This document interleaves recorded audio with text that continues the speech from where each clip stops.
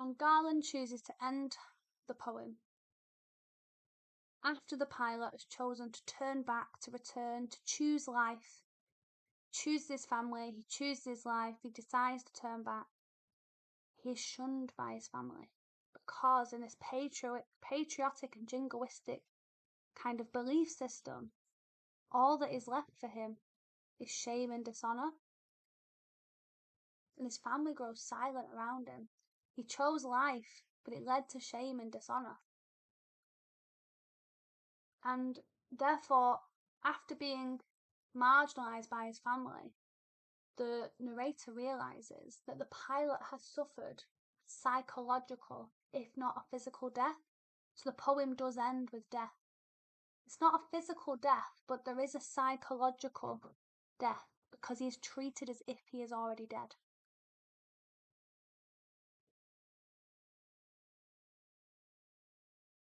And that is because in patriotic systems,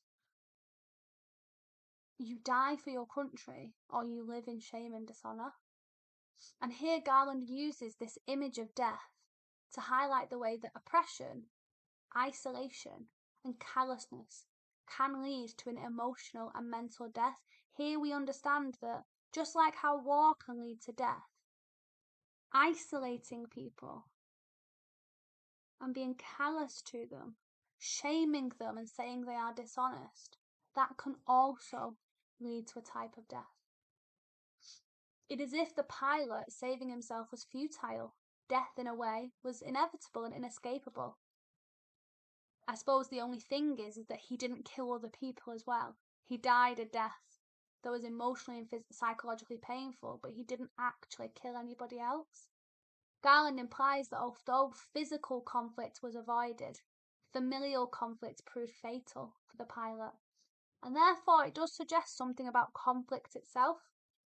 This poem tells us perhaps that conflict itself is unavoidable, kind of like on Storm on the Island where they build their houses squat, but they're bombarded by the empty air. That conflict, although human beings might think they can avoid it, conflict itself is inevitable, and that death must occur. It's interesting that the end of the poem is still he. Must have wondered.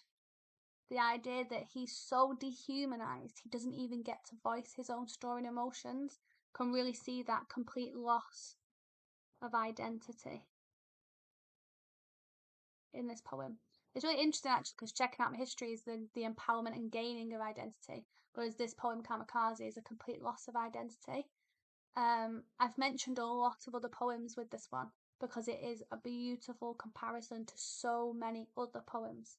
Kamikaze specifically you should revise in comparison to The Charge of the Light Brigade, Checking Out My History, and Storm on the Island specifically because those poems compare so brilliantly to it.